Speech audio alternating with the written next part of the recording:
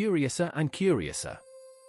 Alice shrieked, totally forgetting how to speak proper English because, honestly, who could when you're suddenly stretching out like a superhero in a bad CGI movie? I'm turning into a human telescope. Goodbye, feet.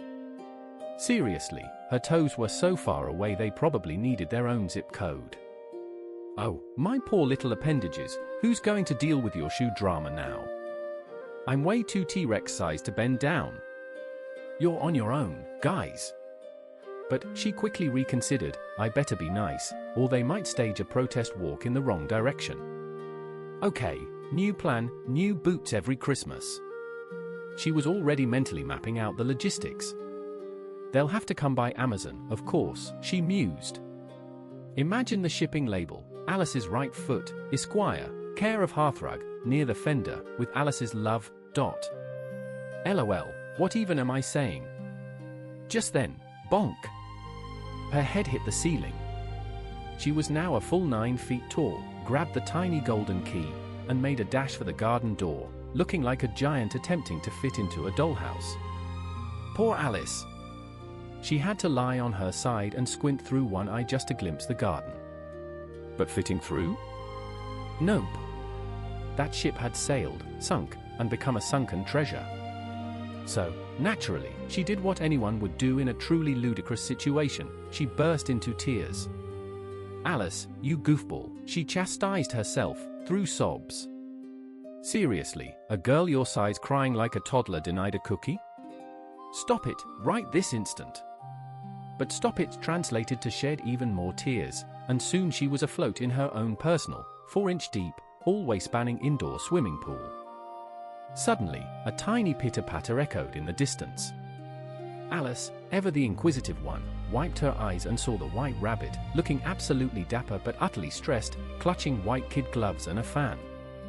He was speed-walking, muttering, "Oh, the Duchess, the Duchess. She'll go full Karen if I'm late." Alice, desperate, decided to risk it. "Excuse me, sir," she whispered. The rabbit, startled, dropped everything and zoomed off like a scared squirrel. Alice, now holding the fan and gloves, fanned herself because, let's be real, the hall was a sauna. Good grief, today is wild. Yesterday was, you know, Tuesday. Did I glitch overnight? Was I, like, a different Alice this morning? If I'm not me, then who am I? This was a full-blown identity crisis. She started listing her friends, trying to figure out if she'd swap bodies with one of them. I'm definitely not Ada, she declared. Her hair is all ringlets and mine's, well, not. And I can't be Mabel, 'cause she knows, like, 3 things, and I'm practically a walking encyclopedia. Besides, she's her, and I'm me, and booah, this is so confusing. She tried to prove her Alice-ness by reciting facts. Okay, 4 times 5 is 12. Wait, no. 4 times 6 is 13. Also no. I'll never pass my math test at this rate. Fine, geography then. London is the capital of Paris, and Paris is the capital of Rome. Nope, definitely wrong. I think I am Mabel. Or maybe a badly programmed chatbot. Let me try some poetry. She crossed her hands like a good student, but when she started, her voice was all croaky and the words were totally jumbled. How doth the little crocodile improve his shining tail, and pour the waters of the Nile on every golden scale? How cheerfully he seems to grin, how neatly spread his claws, and welcome little fishes in, with gently smiling jaws. Alice frowned. Yeah, definitely not how that poem goes. I must be Mabel. Which means I have to live in a dinky house with no toys and a gazillion lessons. Hard pass. Owners, listen up, if you want me to come up again, dear, you first tell me who I am. If I like the person, maybe I'll consider it. If not, I'm staying down here until I'm someone else. Then, a fresh wave of tears hit. Oh, I really wish someone would just put their head down here. I'm so over being alone. She glanced at her hands and blinked. She was wearing one of the rabbit's kid gloves. How the heck did that happen? She muttered. Am I shrinking again? She rushed to the table to check her height. Sure enough, she was about 2 feet tall and getting smaller, like a deflating balloon. Then she spotted the culprit, the fan. Dropping it faster than a hot potato, she narrowly avoided becoming a microscopic speck. Whoa, close call! Alice exclaimed, a little shaken but glad not to be, gone. Garden, here I come! She dashed back to the tiny door, but it was shut again, and the key was taunting her on the glass table. Great, now things are even worse. I'm smaller than ever? This is officially the worst day ever. Just then, her foot slipped. Splash! She was chin deep in salt water. Her first thought? I've totally fallen into the ocean. Guess I'll just catch a train home. Apparently, her one trip to the beach had taught her that oceans always came with bathing machines, kids with spades, and a convenient train station. But then it hit her, she was swimming in her own tears from when she was 9 feet tall. Talk about poetic justice. I really should have held it in. Alice groaned, doggy-paddling for dear life. Now I'm going to drown in my own sorrow, literally. What a weird way to go. But then, everything today is weird. A little splash interrupted her self-pity party.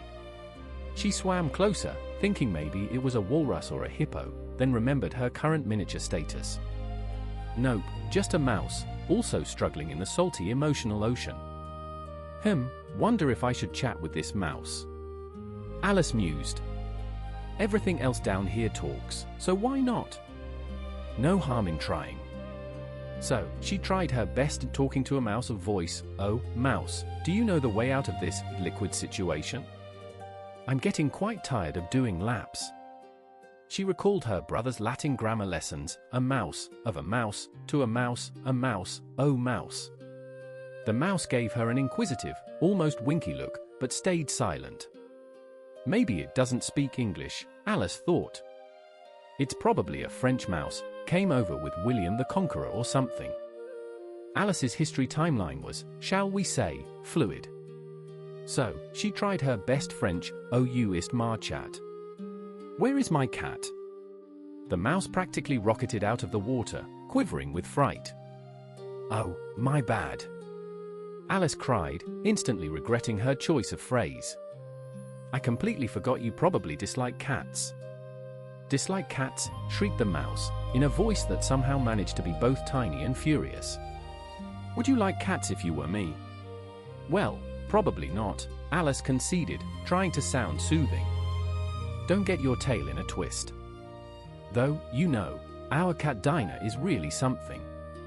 She's so quiet and purrs by the fire, washes her face, and she's super soft, and she's excellent at catching mice, oh dear. Alice clamped her mouth shut. The mouse was bristling like an angry porcupine. Okay, new topic. No more cat talk, promise. No more cat talk indeed, the mouse squeaked, trembling all the way down its tail. As if I would bring up such a repulsive subject. My family has a generational hatred for those nasty, low, vulgar creatures. Don't you dare utter that name again. I won't. Alice quickly interjected, scrambling for a new conversational path. Are you fond of dogs? The mouse remained stone-faced. Alice, undeterred, pressed on. There's this super cute terrier near my house. Bright-eyed, long curly brown hair. It fetches things, sits up for dinner, and. I can't even remember half its tricks. It belongs to a farmer who says it's so useful it's worth £100. He says it kills all the rats and oh dear. Alice's voice dropped. I'm pretty sure I've offended it again. The mouse, making waves worthy of a small tsunami, was now swimming away at top speed. Mouse dear. Come back. Alice called softly. No more cats or dogs, I swear. Hearing this, the mouse turned, its face pale with what Alice assumed was extreme mouse rage. In a shaky voice, it said, let's get to shore. Then I'll tell you my story, and you'll understand why I despise those furry fiends. It was a good idea, as the pool was turning into a mini-animal cruise ship. There was a duck, a dodo, a lory, an eaglet, and a bunch of other bewildered creatures. Alice led the way, and the whole motley crew paddled to the nearest patch of dry land.